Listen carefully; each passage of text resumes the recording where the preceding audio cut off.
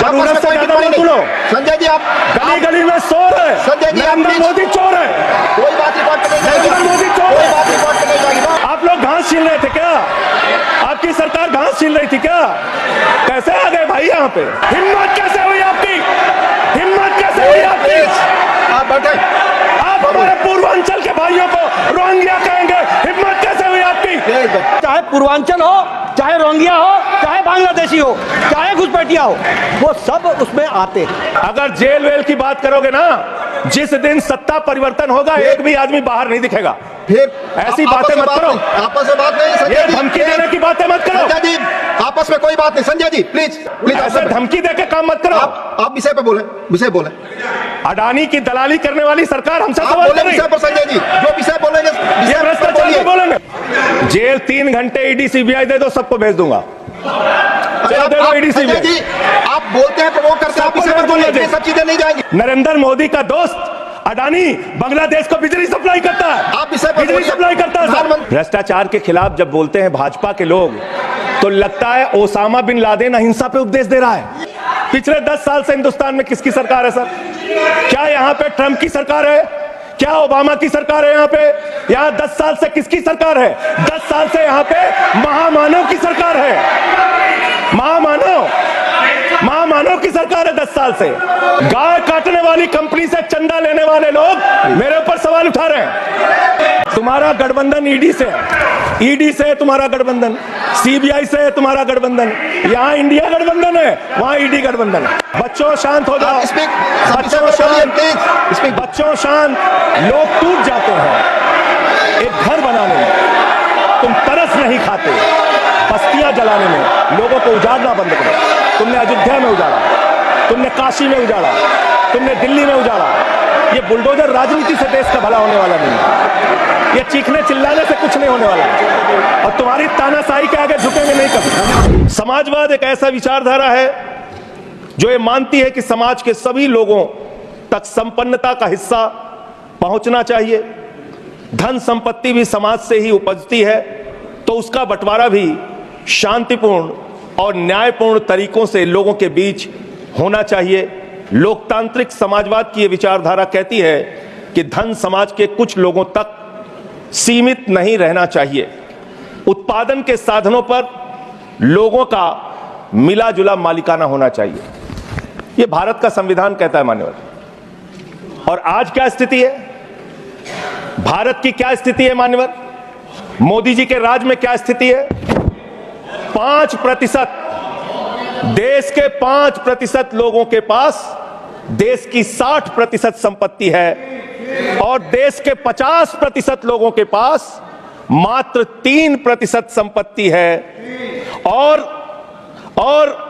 पिछले 2012 से लेकर अगर 21 तक का आप रिकॉर्ड इनका देखेंगे तो 40% संपत्ति 1% लोगों के पास गई है।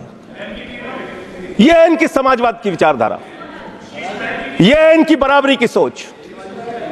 यह किस तरीके से ये भारत के अंदर गैर बराबरी को जन्म दे रहे हैं। समाजवादी आंदोलन में नारा लगता था, समाजवादी आंदोलन में नारा लगता था, जब तक दुखी इंसान रहेगा धरती पर तूफान रहेगा।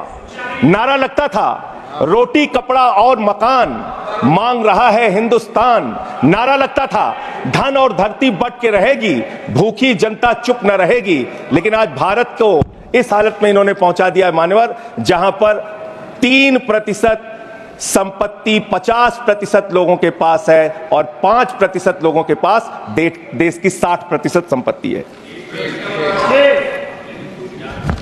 इसके आगे हमारा संविधान कहता है सेकुलरिज्म की बात, धर्मनिरपेक्षता, जिसका खुलेआम आप विरोध कर रहे हैं। ये एक ऐसी सरकार है, हमारे प्रधानमंत्री जी भारत के संविधान पे शपथ लेकर देश के प्रधानमंत्री बने।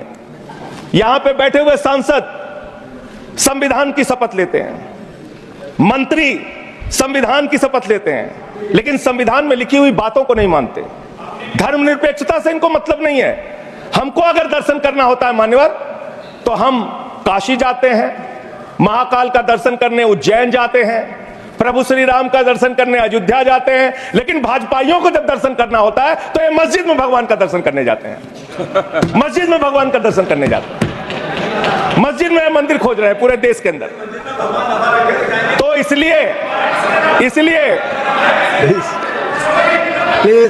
इसलिए मान्यवर, इसलिए मैं इनसे कहना चाहता हूं, घबराओ मत। सीट पर चीखना चिल्लाना शुरू कर देते हैं, जैसे ही बोलता हूं चीखना चिल्लाना शुरू। मान्यवर, ये भारत खोदो योजना चला रहे देश में, भारत खोदो योजना। अरे मैं कहता हूं अगर इतना ही खोदना है, कल को कोई आके दावा करेगा संसद को खोद दो, कम से कम प्रधानमंत्री की डिग्री मिल जाएगी, उसका तो पता चल जाएगा कहां है। संसद खोद दो, ये भारत खोदो योजना बंद करो, इससे देश का विकास होने वाला नहीं है। आपने शिक्षा में क्या हालत की देश की? माननीय शिक्षा मंत्री जी यहां पे बैठे हुए हैं, मैं बताना चाहूंगा शिक्षा के स्तर को आपने कहां पहुंचा दिया। 11 लाख, अरे क्या क्या यहां बोला गया, मैंने खूब सुना है, आप ही लोगों से सीखा है। 11 लाख बच्चों को सरकारी स्कूल से दूर किया गया, 11 लाख बच्चों को। यह देश के अंदर शिक्षा की व्यवस्था है, और इसमें सबसे ज्यादा मान्यवर, अगर किसी राज्य की भागीदारी है जहां पे सबसे ज्यादा बच्चे सरकारी स्कूल से दूर हुए हैं, पिछले 8 महीने का आंकड़ा शिक्षा मंत्रालय ने लोकसभा में रखा, 11 लाख में से अकेले 7,84,000 बच्चे उत्तर प्रदेश में सरकारी स्कूलों से दूर गए। ये कर रहे हैं शिक्षा के नाम पे आप। देश की शिक्षा की व्यवस्था की हालत यह कर दी आपने। 63,000 बच्चे आसाम में सरकारी स्कूलों से दूर हुए। यह सरकार का आंकड़ा, मैं अपनी ओर से नहीं पढ़ रहा हूं। जब सरकार से पूछा गया शिक्षा पे कितना खर्च करते हैं, जीडीपी का कितना हिस्सा शिक्षा पे खर्च करते हैं, पिछले 3 वर्षों से भारत की सरकार जीडीपी पे 0.4% शिक्षा पे ऊपर खर्च करती है, और दिल्ली की सरकार, जहां अरविंद केजरीवाल की सरकार है, हम शिक्षा के ऊपर 25% बजट का हिस्सा खर्च करते हैं। मानव स्वास्थ्य के ऊपर दिल्ली के अंदर 13% हम खर्च करते हैं, और भारत की हमारी सरकार जो अपने आप को कहती है मोदी जी की बड़ी योजनाएं हैं, बड़ी ताकतवर सरकार है, मात्र 2% स्वास्थ्य के ऊपर खर्च करती है। यह इस देश की हकीकत है। कैसे समानता आएगी, कैसे संविधान में लिखी हुई बातों की सुरक्षा हो पाएगी? मैं दिल्ली की बात करूं, अगर एक राज्य सरकार, दिल्ली के लोगों ने भी चुना, जिसको आप चलने नहीं देते, बार बार उसके ऊपर रोक लगाते हैं, लेकिन उस राज्य सरकार के काम क्या हैं वो आपको जानना बहुत जरूरी है। एक ऐसी सरकार जिसने,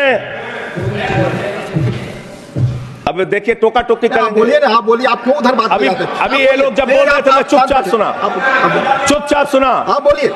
अगर जेल वेल की बात करोगे ना, जिस दिन सत्ता परिवर्तन होगा एक भी आदमी बाहर नहीं दिखेगा। फिर ऐसी बातें मत करो, आपस में बात नहीं, संजय जी, धमकी देने की बातें मत करो। संजय जी, आपस में कोई बात नहीं, संजय जी प्लीज नहीं कोई नहीं, आपको आपस में बात कंट्रोल कीजिए सर, सभी लोग आपस में बात, प्लीज आप बैठे रहे, प्लीज ऐसे धमकी देकर काम मत करो। आप विषय पे बोले। अडानी की दलाली करने वाली सरकार हमसे सवाल कर रही है। विषय पर संजय जी, जो विषय बोलेंगे विषय पर बोलिए, प्लीज विषय पर बोलिए प्लीज। अडानी की दलाली करने वाले लोग हमसे सवाल करेंगे। मानिए, मुझे लगता है कि संजय जी अपना आपा खो गए हैं, और उन्होंने अपनी शब्दावली को ध्यान में रखना चाहिए, और ये जो उन्होंने शब्द वाक्य इस्तेमाल किया ये एक्सपंज होना चाहिए। प्लीज आप बोलिए, प्लीज सर बोलिए। मैं दिल्ली के काम बता रहा हूँ, आप दिल्ली का काम बताइए। आपस में दिल्ली की सरकार ने क्या किया है संविधान की रक्षा के लिए, टीका टिप्पणी ना करें। दिल्ली की सरकार ने क्या किया है इस देश के नागरिकों को मजबूत बनाने के लिए? दिल्ली की सरकार ने क्या किया है शिक्षा और स्वास्थ्य पे काम करने के लिए? दिल्ली की सरकार ने क्या किया है बाबा साहब के लिखे गए एक एक शब्द को जमीन पे उतारने के लिए?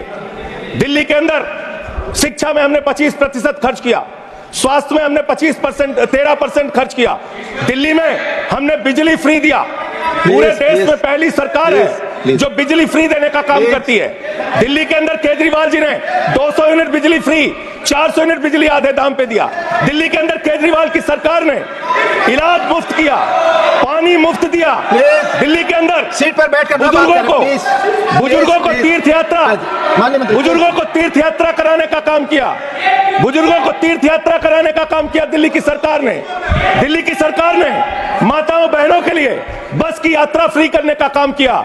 और अगली योजना आ रही है, दिल्ली में केजरीवाल मुख्यमंत्री बनेंगे, दिल्ली की महिलाओं को 2100 रुपए हर महीने उनके खाते में पहुंचाया जाएगा। हम महिला को सशक्त करेंगे, मजबूत करेंगे। संविधान पर भी जोड़िए उसको, संविधान पर बोलिए। संविधान पे बोल रहा हाँ, हूं। संविधान पर बोलिए संजय जी। संविधान के अंतर्गत मैं एक चुनी हुई सरकार के बारे में बोल रहा हूं। संविधान पर चर्चा हो रही है, दिल्ली में चर्चा होगी, संविधान पे आप बोले और दिल्ली आप में साथ हाँ, बैठे रहे, सब प्लीज। बोल रहा हूं। दिल्ली के अंदर 200 किलोमीटर के मेट्रो नेटवर्क को हमने 2015 से बढ़ाकर please speak on the 450 kilometre किया। संजय जी कॉन्स्टिट्यूशन पे बोलिए सर, उन्होंने अपनी सरकार की उपलब्धि गिनाई, आपने उनको नहीं रोका। प्लीज। अगर हम दिल्ली में एक चुनी हुई सरकार के काम को बता रहे हैं, हम सबसे आग्रह कर रहे हैं अपने विषय पर बोलिए। जिस राज्य से मैं चुना गया हूं, आपसे भी कर रहे हैं, उस उससे भी राज्य किया। में क्या काम हो रहा है, क्या ये देश इनको दर्द क्यों हो रहा है, प्लीज विषय संविधान इनको पर पेट चर्चा, में तकलीफ क्यों हो रही है? संविधान पे चर्चा है, हर सदस्य से इनको तकलीफ क्यों हो रही है? हर सदस्य से हम अपेक्षा करते हैं संविधान पर बोले तो दिल्ली में प्लीज। जेल 3 घंटे ईडी सीबीआई दे दो, सबको भेज दूंगा। चलो दे दो ईडी संजय सीबीआई। जी आप बोलते हैं, प्रवोक करते हैं, आप सबको इसे पर भेज दूंगा बोलिए। ये जेल। सब चीजें नहीं जाएंगी, ये सब चीजें नहीं जाएंगी रिकॉर्ड पे, प्लीज। वो बोल रहे हैं जेल क्यों आपस गए? में बात न करें, आप बोले संविधान पर। नहीं, आप रोक रहे हैं आप उनको, आपस सर। में बात न करें, प्लीज प्लीज। आप इस तरह टिप्पणी नहीं कर सकते माननीय सदस्यों पर, वो चीजें रिकॉर्ड में नहीं जाएंगी। इस तरह की टिप्पणी सदस्यों पर एक दूसरे पर करना, प्लीज आप विषय पर बोले। Sir sir